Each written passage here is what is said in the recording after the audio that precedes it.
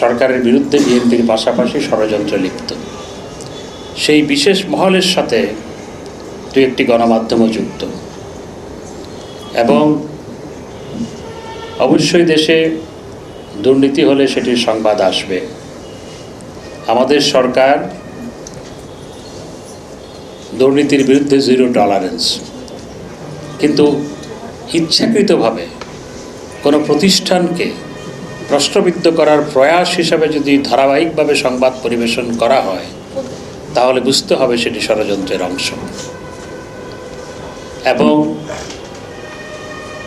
কোনো ইনভেস্টিগেশনের আগেই কাউকে গণমাধ্যমের সামনে তাকে দুর্নীতিবাজ বলা, সেটিও সমীচীন নয়। অবশ্যই দুর্নীতির সংবাদ আসবে এবং সেটি দুর্নীতি দমনের ক্ষেত্রেও সহায়ক আমি মনে করি, কিন্তু সেই ক্ষেত্রে অবশ্যই সতর্কতা অবলম্বনের প্রয়োজন রয়েছে। কেউ যাতে ইনোসেন্ট ভিকটিম না হয়, সেটি সতর্কতা অবলম্বন করার প্রয়োজন রয়েছে। এবং কোনো প্রতিষ্ঠানকে প্রশ্নবিদ্ধ করার প্রয়াস হিসাবে যেন সংবাদ পরিবেশিত না হয়, সেদিকেও সতর্ক থাকার প্রয়োজন রয়েছে বলে আমি মনে করি। একটি দল ৮-৯ বছর কোনো সম্মেলন হয় না, তারপর আবার দেখলাম যে কয়েক ডজন পদ কোনো সম্মেলন ছাড়া তারা পূরণ করে দিয়েছে। ওই যে মার্শাল ল অ্যাডমিনিস্ট্রেটররা যেভাবে এক কলমের খোঁচায় আপনার কাউকে বরখাস্ত করত এবং দলে অন্তর্ভুক্ত করত, ঠিক একই কায়দায় দেখতে পাচ্ছি, তাও দেশের অভ্যন্তর থেকে না, দেশের বাইরে থেকে কে কোন পদে সেটি তাদের ভারপ্রাপ্ত চেয়ারপারসন ঠিক করে দিচ্ছে। যারা গণতন্ত্রের কথা বলে, নিজের দলে কোনো গণতন্ত্র নাই, আর পত্রিকার শিরোনাম হয় মহাসচিবের খোঁজে বিয়ে। তার 2 দিন পরে দেখলাম মির্জা ফখরুল কাঁদছে। পত্রিকায় এসেছে অবশ্য বেগম খালেদা জিয়া অসুস্থ বিদায় কেঁদেছে। বেগম খালেদা জিয়া তো বহুদিন ধরে অসুস্থ, এতদিন তো কান্না দেখি নাই।